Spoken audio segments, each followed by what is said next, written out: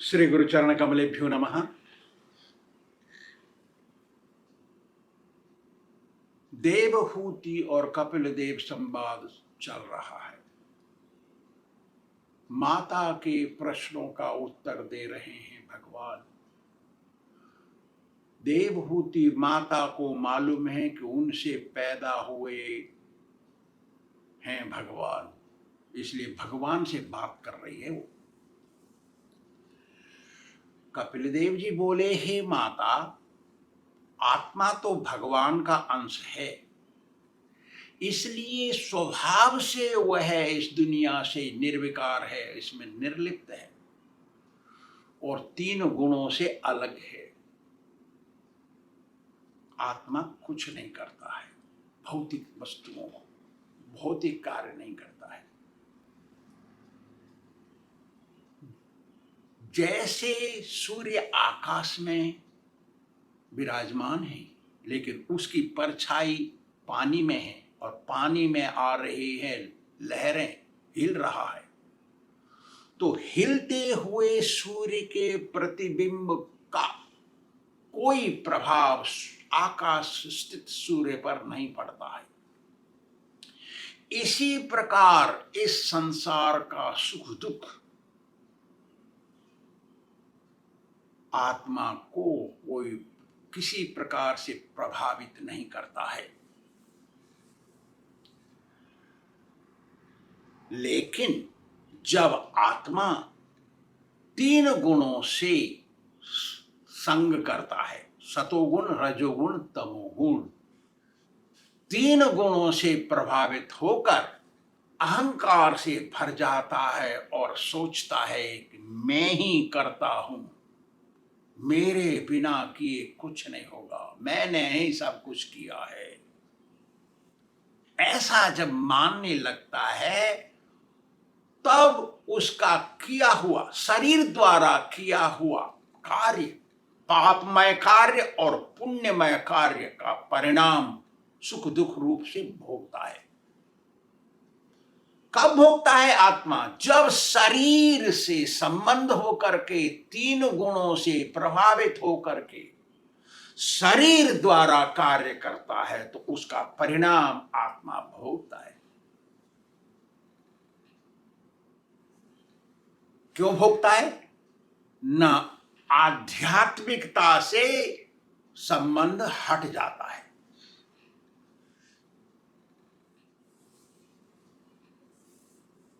आध्यात्मिकता खो बैठता है, ये कहो,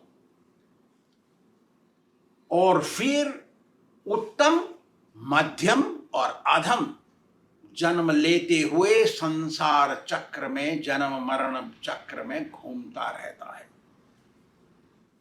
ये अपना ही किया है, अपना ही करना, ये स्वयं करने के कारण ये सब भोगता है। जैसे रोटी खाते समय तुम अपनी जीभ चबा लोगे तो किसको दोष दोगे? जो दुख तुमको हो रहा है जीभ चब जाने के कारण, किसको दोष देंगे? अपना ही दोष है वो। इसी प्रकार से जब आत्मा का संबंध शरीर से अपनापन हो जाता है, तब ऐसा होता है।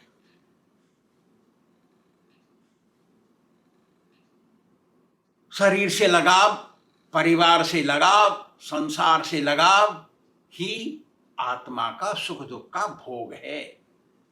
जैसे एक आदमी सो रहा है, सोते हुए सपना देख रहा है, सपने में अपने को उसमें प्रभावित कर लेता है, स्थित कर लेता है, और कभी उसको डर लगता है, कभी उसको सुख मिलता है, कभी वो खुश हो जाता है, कभी वो शोक करता है।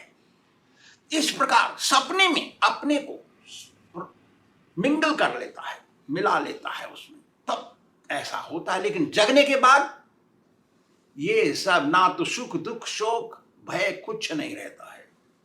ऐसे ही सांसारिक कार्यों को करते हुए तीन गुणों में फंसकर अहम ममेति ममता से करता है, तो ये सुख दुख भोगना तो पड़ता है।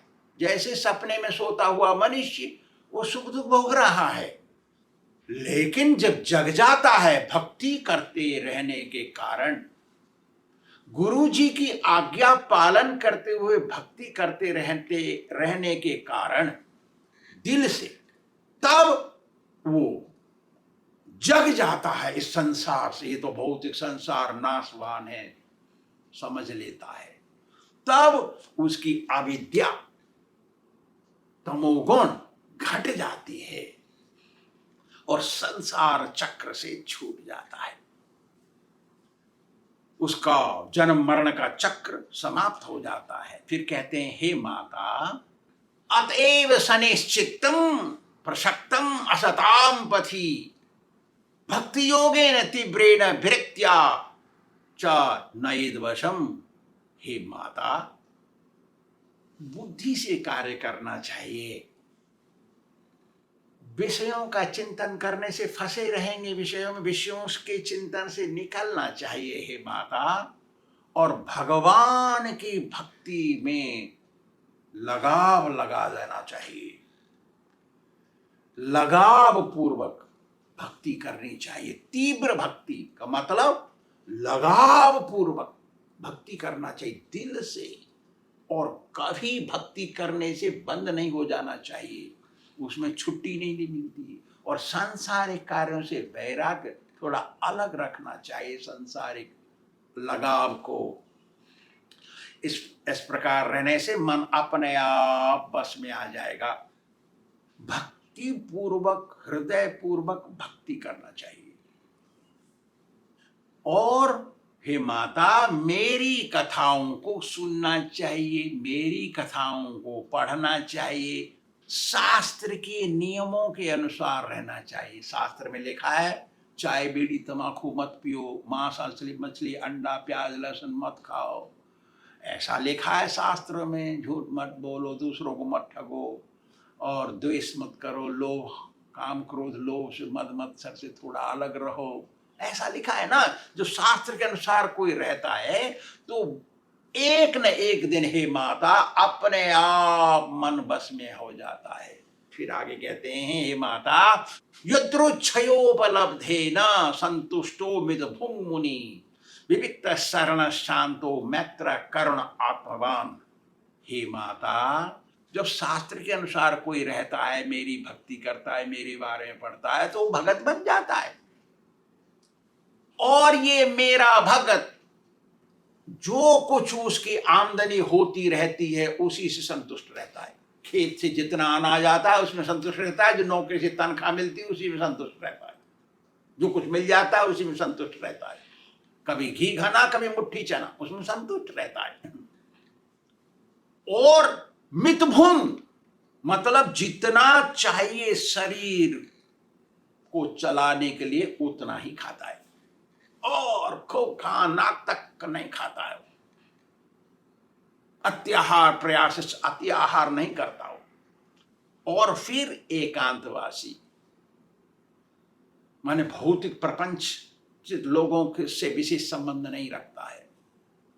शांत स्वभाव, भगवान के लिए सब कुछ कर सकता है वो, लेकिन अपने लिए शांत रहता है।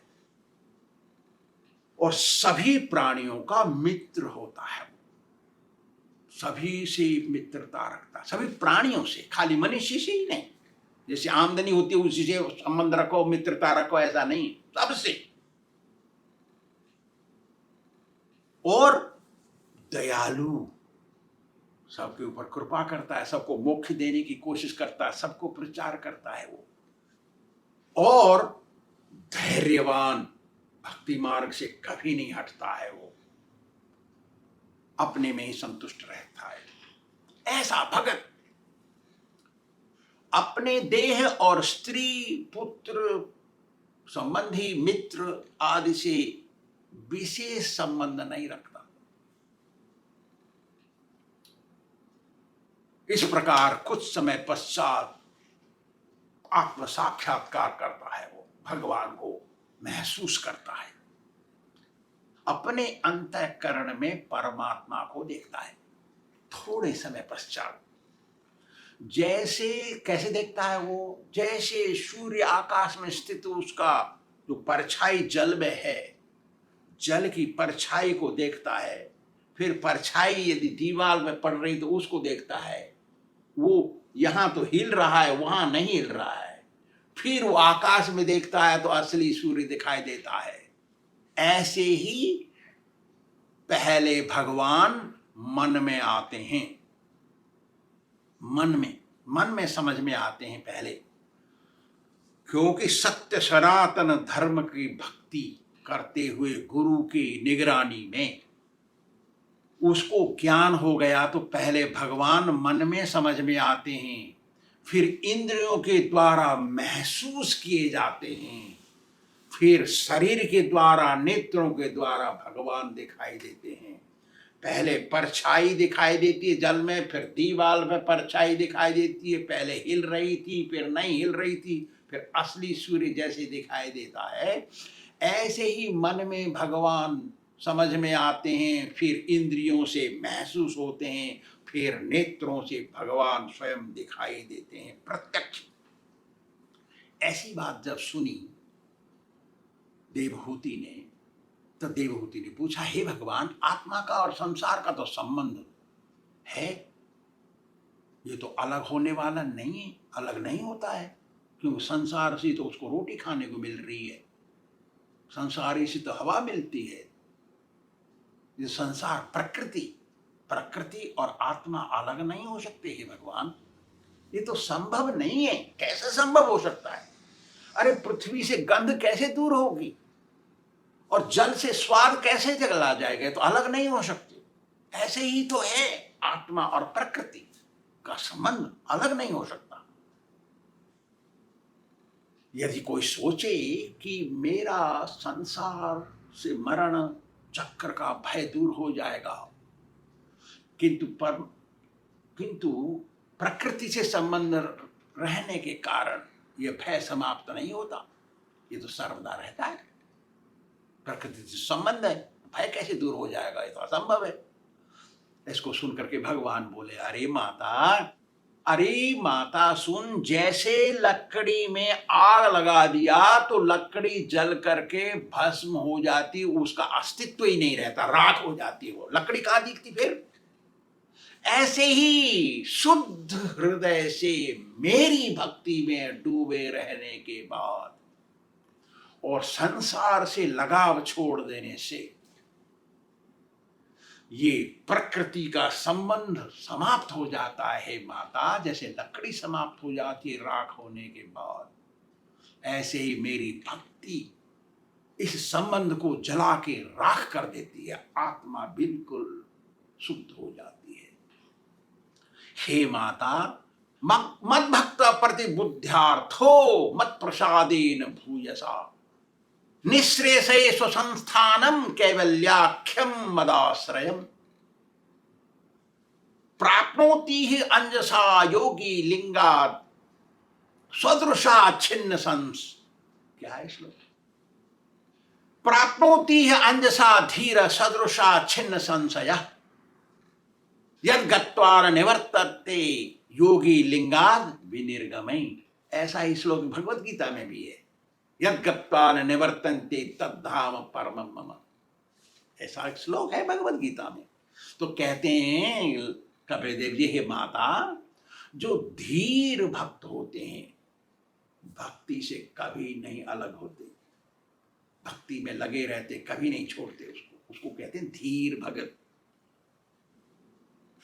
धीर भक्तों को मेरी महती कृपा प्राप्त होती है, जिससे तत्व ज्ञान आ जाता है उनके अंदर, मतलब आत्म साक्षात्कार हो जाता है। वो आत्मा में अपने ही अंदर परमात्मा का अनुभव करने लगते हैं, उनको अनुभव होता है। जो एक दिन भक्ति करे, 4 दिन भक्ति करे, फिर छोड़ दे, 2 दिन चुप रह जाए, 3 दिन भक्ति करे, इससे नहीं, वो कंटिन्यूअस हर समय होना चाहिए भक्ति। उसको कहते हैं धीर भगत, धीर भगत। ऐसा भगत संसार से मुक्त हो जाता है, जन्म मरण का बंधन खुल जाता है उसको, और शरीर को त्याग करके हे माता ऐसा भगत मेरे लोग पहुंचता है।